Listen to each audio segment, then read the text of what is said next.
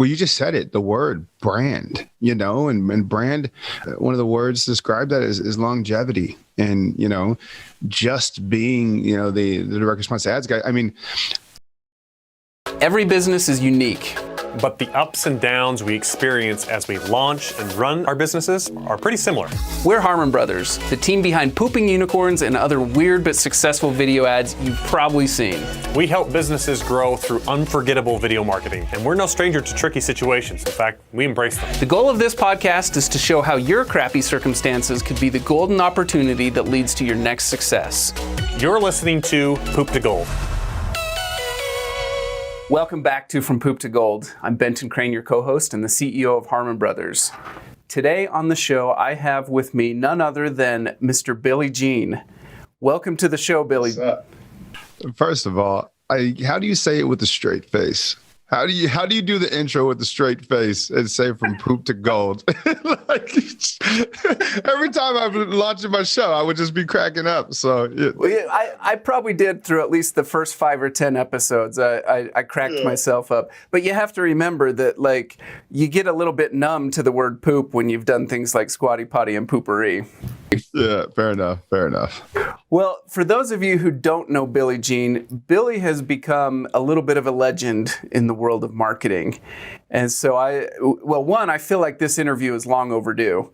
I'm really excited to have Billy here. We get to spend a little bit of time and dive in and get to know Billy and the journey that he's been on to get to where he's at today. But before we get there, let's talk about what you're up to today. So Billy is the founder of Billy Jean is Marketing, and he has become an expert, particularly in Facebook marketing, but really all digital marketing using video, right? So give our listeners kind of the overview of what it is that makes you special and what you're up to today. So without boring people, I'll get straight to it. So my background is agency, is direct response, Facebook ads, working with franchises, Orange Theory Fitness, Massage Envy, Title Boxing, Kia, Dave & Buster's. Like, I was the guy that a franchisee would call and say, I need more customers, and I would run Facebook ads to get them. So everything I did is kind of founded off of that. And I found that what really drives results are dope videos. As y'all know better than anybody on the planet, is stories that sell. And so when I came into the game, keeping it transparent and real, this is about a decade ago. Anytime you saw anybody on Facebook or online, the little right column ads, all you saw was old white dudes. And everybody just kind of read like text or prompt videos. And I'm like, yo, this is boring. Like, it's cool. It's helpful. It's great. Not knocking it, but this is boring. This might put me to sleep. I need to switch the game up. So I got a little tripod from Amazon, and I just put myself on camera, and I started doing these little entertaining videos, and it started to pick up steam. And it was really, for me, the market's here. I need to do the opposite. So to transition to your question, what am I up to now? I'm doing the opposite. I just stayed up about a month ago, and a little change. I said, my content's cool for direct response advertising for leading entrepreneurs. I mean, we got 130,000 students in 75 countries. Like, all of that is cool. But as I want to transition to content for anyone and bring them into entrepreneurship and stories there, I was like looking through my history, and I'm just like, it's all so social media entrepreneur. It's just so like in the little bubble. And I'm like, I'm not trying to play in the bubble anymore. It's been fun. It's been great.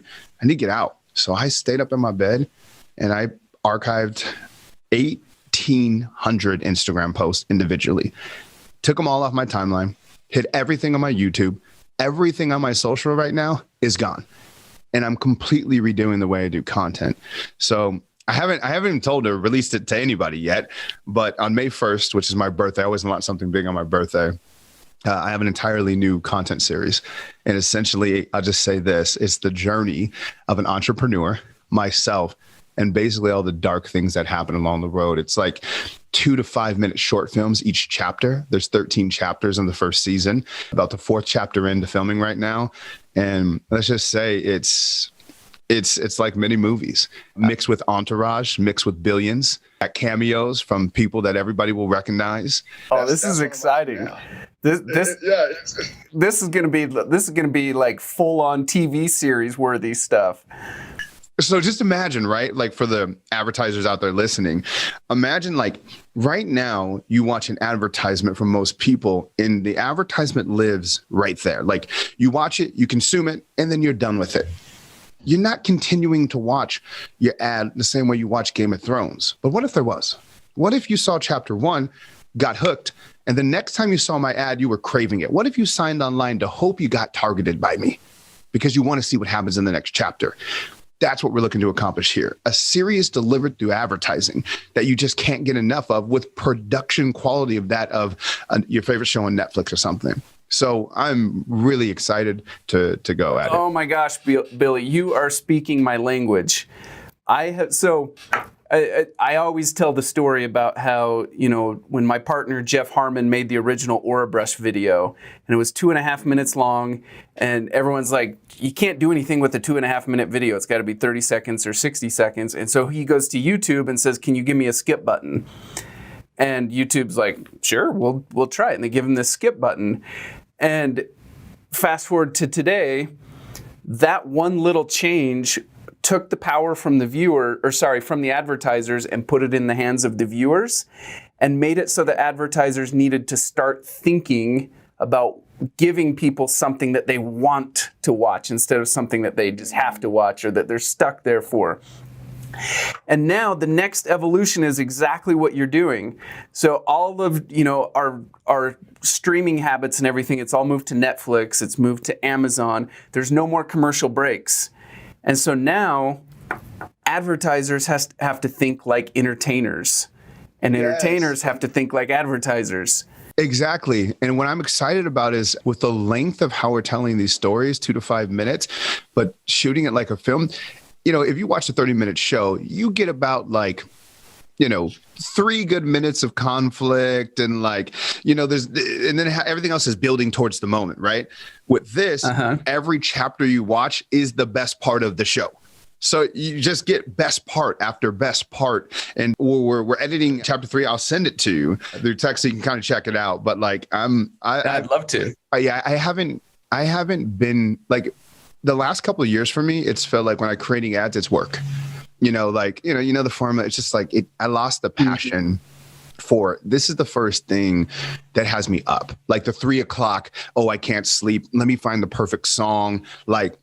The obsession came back and I needed it personally for myself, because as an entrepreneur, I kind of hit this spot of a lot of things I wanted to accomplish. It's time to reset the vision, create something bigger, more impact, more legacy, more fulfillment. And I was like, I need to, even the sides that we're showing in entrepreneurship are different because it's, you see an ad and everything about entrepreneurs is so positive, right? Oh, you're going to make $1 million and all this crap that's nonsense. And this series, it's dark, it's heavy. So, yeah. I'm glad that you're going to those dark places because that's exactly where we're going to transition this interview. You have some of those very fresh in your mind. But before we do that, we're going to dive into your backstory. We're going to dive into some of those, poop to gold moments that you've been through. But before we do, I want to mention that the way you just described, advertising got boring. And I think that's such an important distinction because entrepreneurs always have to start in the direct response world, which is okay, I'm going to hook your attention, then I'm going to present a problem and a solution and a call to action, build credibility, overcome concerns. That's the tried and true formula, right? And entrepreneurs have to start there. But if they get stuck there, then it gets stale. It gets boring. Yes. And even as a brand, it gets boring. Entrepreneurs need to have this longer term mindset of, okay, I can start there because I have to pay the bills and make payroll, keep the lights on, put food on the table, all of those things. But if I don't shift into storytelling, then I'm never going to build a brand that stands the test of time. And I feel like you are just living that right before our eyes. You're making that shift into let's get into the deep storytelling that really resonates on an emotional level.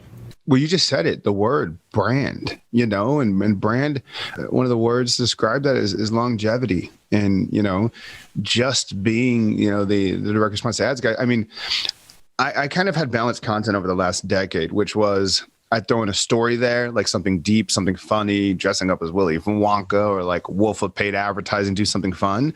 But then they would be surrounded with these other classic direct response advertising moments, like 2.5 minutes, all the same formula. And I'm just like, they both serve two different purposes. The really short on my phone direct response ads, they make money. They make money. Yep. And they feel everything. Yep. The story-based ones make money too, but those are remembered. People remember. When we were at Tony Robbins' place in Fiji with Russell and Lewis and Charlie doing all that crew. He said something that stuck with me. And he said, I have an intimate relationship with millions of people. I said, what does that mean? But think about it. When you see Tony Robbins' content, this is Tony who said this? Yeah, it was Tony who said this. Okay. And when he says something like that, he's talking about, well, remember, when you watch a Tony Robbins video, he might stop you from committing suicide. He might save your marriage. He inspired me to start a business, right? And look at that ripple effect. So the connection is intimate. And I just said, I feel like what we teach as a company has that transformational essence to it. However, our ads don't. And that's what most people see. That's what's been seen 923 million times is that. And I'm like, it needs to be integrated. I want my advertisements to tell just as much of a story as the content once you get inside and to do for people. And so each chapter of this 13 chapters kind of has a different lesson for entrepreneurship, and it's not always a happy ending. Love it. Love it. Okay, let's go back in time, Billy. Let's go back. All right, so take me to one of those dark moments along your journey. I'm looking for the gritty stuff. I want to know. I want to know about one of those moments where you weren't sure how you were going to come out the other side. Hands down, I think for me, it was when my daughter's mother and I decided to not be together, and her challenge was her family was in Portland, mine was in San Diego, and my daughter's on the way. And it's like, talk about a panic mode, right? I'm just getting momentum with my company. You know how it is. It's like your company is a baby too that needs to be groomed, and you got to be there and those things. And then it's like, as a dad, there's literally nothing more important in the world than my baby girl. So what are some of the emotions? So basically you're facing this situation where you're like, I'm about to have a daughter. I'm so excited about this, but I feel like she's being taken away from me. Is that kind of the 100% in elements, right? And like, taken away, it's from San Diego to Portland, Oregon. Like, so I'm literally living, and I'm in 3 different, I'm living in 2 states. When I tell you I was Monday to Wednesday, I'm traveling to Portland. And then the other days, I was Monday to Thursday, and then the weekend. So you could be with your daughter. Yeah, so that was priority, right? And so I'd be dadding up there, and then I'd get on a plane, and I'm traveling back. And it was massively hard because in Portland, I didn't have anybody. I didn't know anyone in Portland, not a soul. Not like, I got a group of friends, family. There's not a single person in Portland I knew. So when I'm up there, I'm in this apartment by myself with my daughter. Never been a dad before. No idea how to do dadhood stuff. I'm out here. I got poop on my hands and like trying to figure out. I'm on a Google Hangout with my team trying to run this in San Diego. Damn. And it ended up, like all dark situations, being the best thing ever for you, right? Like, to me, the mental fortitude it took to put myself in a complete place of fear. It was just fear. I was so afraid of being a dad. 27 years old. I was like, oh my gosh, this is just scary. I was so afraid to live in a city by myself. Yeah, it's being a dad is scary when you do have a support system around you. And when there is no support system around you, it's like doubly intimidating. Like, who do I ask? Yes. Where can I go for help? Yeah. And so, you see unfortunately, most of the time you see a situation in media, it's like single mother, right? Like I had to do the single dad thing. And now fast forward 5 years later, we're all in San Diego, et cetera. I have a phenomenal relationship with my daughter's mom. We're a great team, all those good things. And we're all good. But without those moments of isolation with my daughter, I can tell you right now, I would not be the father I am today, or even honestly, the man I am today. Honestly, like I needed that. What are some of the lessons that you learned through that? Well, from a business standpoint, I think is you're genuinely so before kids, I think you could reschedule anything around business, right? Like there was no non-negotiable time. Anything that happened, you could just put it away to the side, et cetera. And so now, with my daughter, it's a live human breathing, thing I have to be attentive to. And we're talking a 1-year-old, right? Or a 6-month or whatever. Like you have to be there focused, et cetera. So, one of the challenges is what happens if you need to double your income, but you get your time cut in half? Challenge. Well, you figure out how to do it, right? You figure out like, hey, the way up doesn't always need to be just putting in more hours. As a matter of fact, that's ridiculous most of the time. So I learned new strategies to master my time. I learned new tools to be in different places and truly run my company virtually with clients, et cetera. I mean, I had systems in place. So, people are used to the pandemic of 2020. I had the pandemic of 2016. Like I had to figure out how to do that. So it really equipped me well for setting that up. It forced me to level up my team. How do you invest into people? Because usually when the cat's away, the mice will play. So how do you create core values and a structure where even when you're gone, things strengthen as opposed to weaken? And then also too, how to love, honestly, like, a lot of people tell the rosy story of like, oh, the moment I laid eyes on my daughter, it was the most unloved thing. For me, I was so riddled with fear. I had those thoughts, right? But they were overshadowed by fear. What if I drop her? How do I feed her? What do I do? You know what I'm saying? Like I had those real, like, and it wasn't just fear, it's terrified. And so I learned how to do it. And you realize the only way out is through sometime. And that's what I did. I just did it. So, changing diapers was scary till you change diapers. Like, I still, even today, she's 5 and got her room. I still look at the monitor like 14 times a night. It's just, you breathing? You alive? Let me open the door, So I'm still really paranoid, but, we're extremely close, me and my little one. I love that so much. Our culture has kind of become one where oftentimes kids are just seen as a burden that it's like, yeah, I don't want that at this point in my life. Right. I don't think that until I had kids that I even began to discover who I am as a person or what my true character is. Like I thought I knew things about myself, like, I'm an honest person, I'm a hardworking person, all of these things.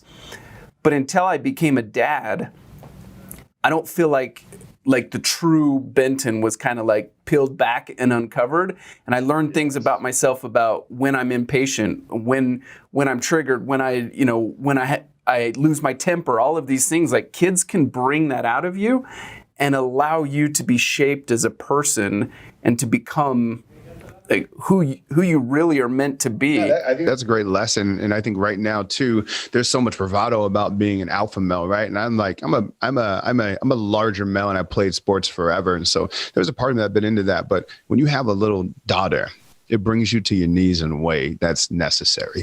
Like you mentioned, patience and things like that, things that I would say I didn't have. I find myself having a different level of patience. Like all the things that I thought was like, you see parents raise their voice. I don't raise my voice at her. We don't yell, never curse, like all love, like just turns me to a mush pot. And she taught me those lessons, because before that, it was always like, nah, we're going to figure this out. And then it makes you level up. And I think vulnerability is undervalued as a leader. You know what I'm saying? So I think she's made me vulnerable for all the right reasons and in a good way. So it's been dope. Yeah, kids bring that out of you, and they teach you how to do it.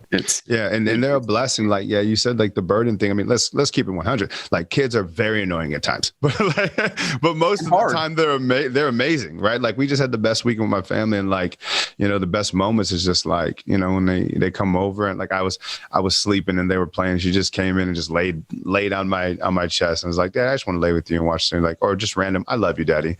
And in the first 2 years, that was difficult for me because you don't get that. They can't just say, you know, or like that first year, you can't just say I love you. So you pour so much into someone, they can't reciprocate other than, you know, that look in their eyes. And so for her to like now be able to communicate and share emotion is fun.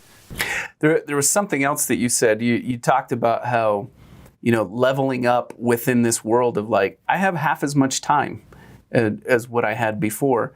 And my partner and our chief creative officer, Daniel Harmon, he's always preaching to our creative teams, saying that creativity thrives under constraint. And I think that's a principle that sometimes we don't recognize it, but it's the constraints in our life that actually kind of force us to get creative. And I think what you described there is such a great example of that, of this is my life now. It is what it is. Yeah. And I have to figure out how to thrive within those constraints. I was a 2.8 student in high school. And let me tell you, nothing made me prepare for a test like a few hours before it was about to happen. You know, like I needed the constraint of time to bless me with some fire under my butt so I can do the damn thing. Yep. I've been there. Yep. That's me too. Well, thank you for sharing a little bit about yourself and some of the things that you've been through, Billy. I mean, it sounds like you've got a lot more of that coming in the content that's going to start dropping in early May. So tell our listeners where the best places are to stay in touch with you and to be able to see all this content as it comes out. Yeah, I haven't even talked. So right now, honestly, guys, you can't really find me right now. I'm off of everything. So I would say our podcast, Billie Jean Does Marketing Offends the Internet. It's so wildly inappropriate. Let me just put a disclaimer.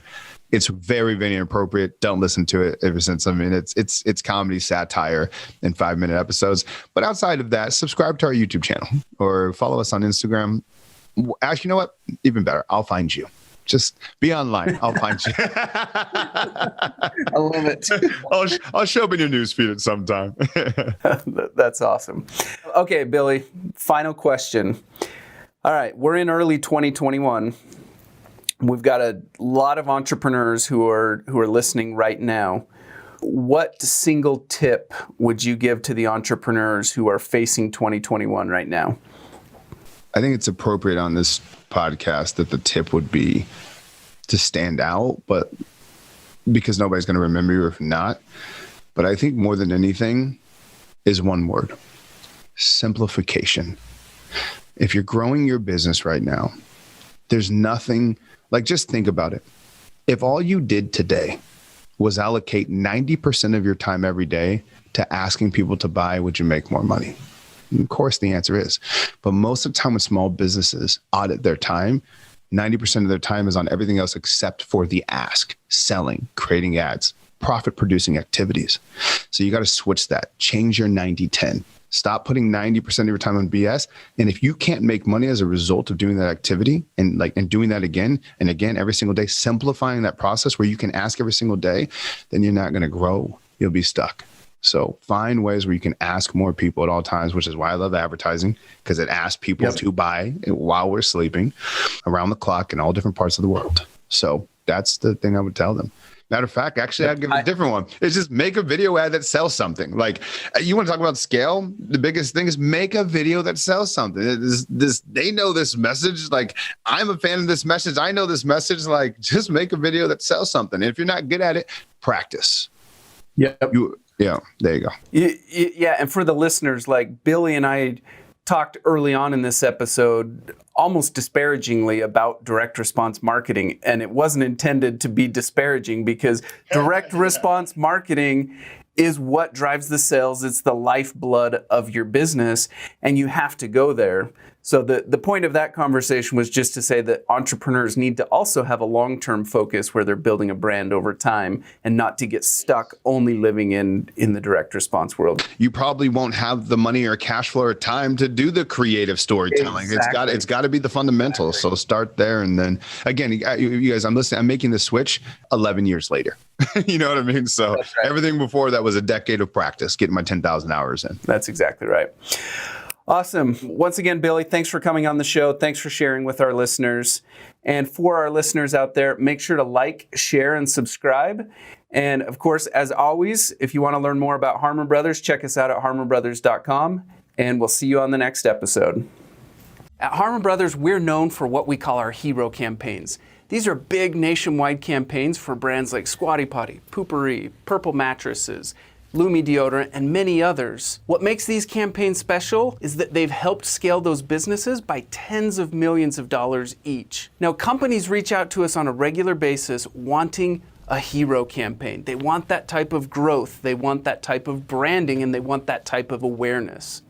But the simple reality is, most businesses and entrepreneurs aren't yet quite ready for that level of growth. So we've built what we call a hero incubator that is designed to help entrepreneurs and companies prepare for a hero campaign and to be ready for the type of growth that they're looking for. The hero incubator starts with a marketing audit. We offer these marketing audits for free, and you can apply for one at harmonbrothers.com/audit.